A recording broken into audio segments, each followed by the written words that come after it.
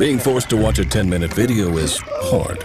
Hiring Morgan & Morgan for your injury is easy. Oh, it's the wrong video. Morgan & Morgan, America's largest injury law firm, is easy.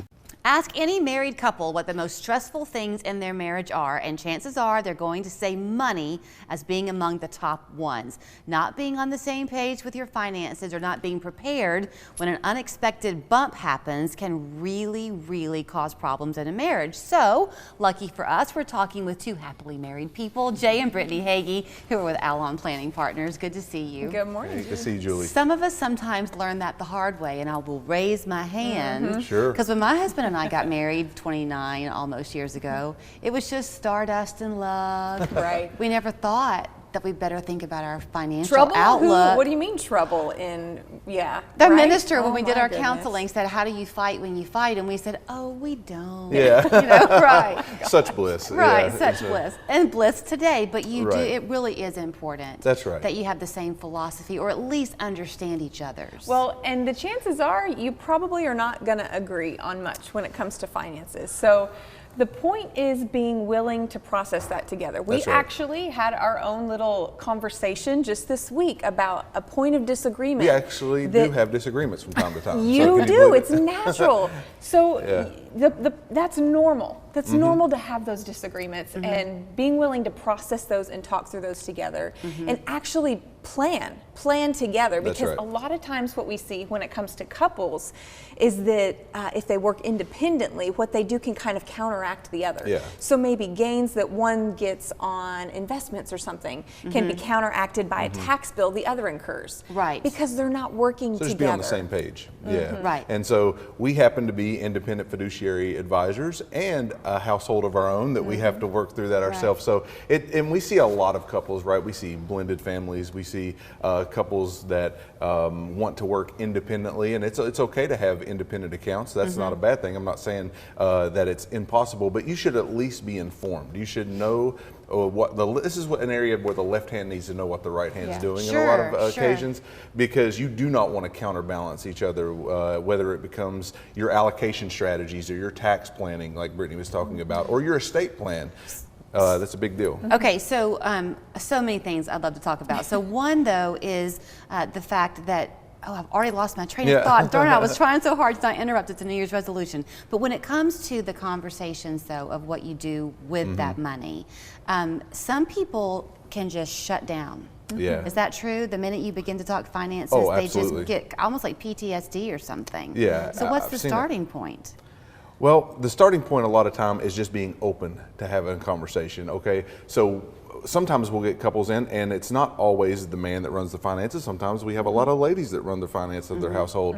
But usually one or the other of the couple is bent towards the finances. And sometimes the other spouse doesn't want to have anything to do with those finances. So we try to encourage them to at least be informed, because we've seen couples, unfortunately, that one is early predeceased the other, and the other spouse didn't know how to get in the bank accounts, how to pay the mortgage bill. There's things that they were just uninformed on. So we're not saying that each person in the relationship has to be demonstrative and have lead and take charge on finances, but at least be informed of what's going on so that they're working together. I remembered my thought that escaped my Yeah, mind sure. earlier, and it was that something that's a little bit unique to y'all is that you work with people from newlyweds up to That's right. retirees, so that this is not too early for anyone to begin having the conversation. That's right, and that's part of what we love about what we do, is helping folks get started and get on the right track,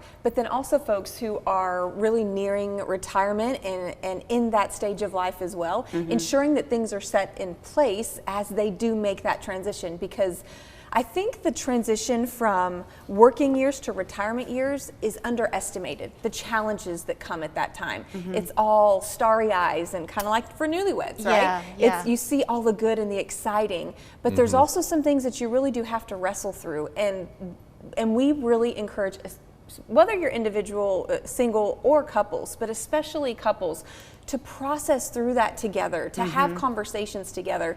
So much of the time, financial conversations can be tense and stressful. Especially if it's a reactive conversation. Absolutely, instead of a proactive. But what we encourage is have those financial dream sessions with your spouse. It doesn't always have to be negative. You're going to disagree. That's okay. That's part of what we're here for. We'll help mediate those conversations and help you try and come to an agreement point. We do work as counselors as well. Well, and when you're saying that about we will do these things, I was going to send people to your website, and I will continue to do that, because y'all often have classes for people so that they're not just alone in their own kitchen having this conversation. Well, and structured specifically towards couples. We're teaching a few workshops here in the next month or two that are geared towards couples, and like, how do we do this together? Because whether you're newlywed or whether you're, we see a lot of similarities to newlyweds and newly retired couples because your rhythms are changing, your paces are changing. Like, there's a lot of things in both seasons, and so there's a lot of similarities, even though you may have been married 40 years, right? Because you will have a change of pace, a change of structure in the way you do life, and anytime that comes, it's going to come with a money strain and an emotional strain as well. I guess I'll speak to me personally, but on the emotional side of things, like right now, it's still very expensive to live, right? And a lot of people are feeling that then naturally.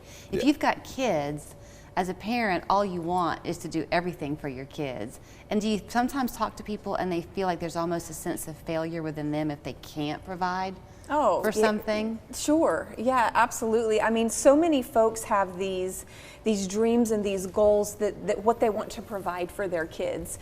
And sometimes it can actually even be off balance to where they're giving so much to their kids that they're suffering in their situation themselves. We actually see that quite a bit. And it's not that they're giving to their kids because they're in a moment of crisis. It's just because that's the system of expectation that's become been their established. Sure. Right. So that's different. It's different than helping in a moment of crisis. So yeah, we've got to be, especially as a couple, you've got to be aware of that. And again, let's bring it back to planning. That's why planning is so important.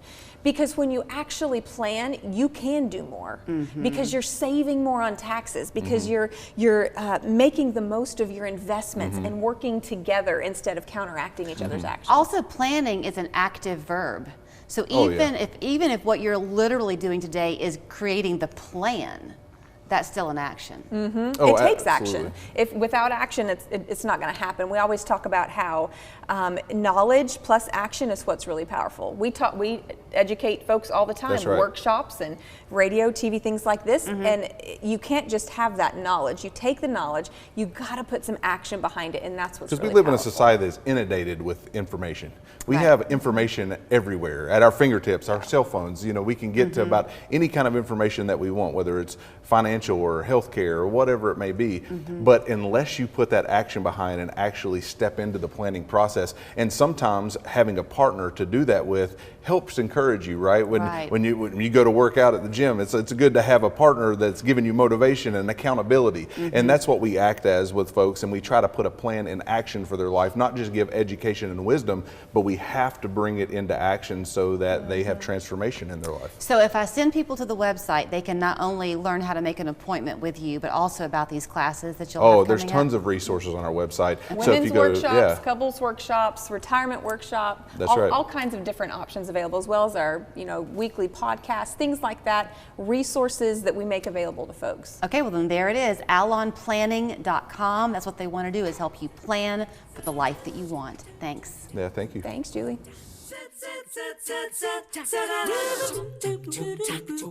Judge Mathis here.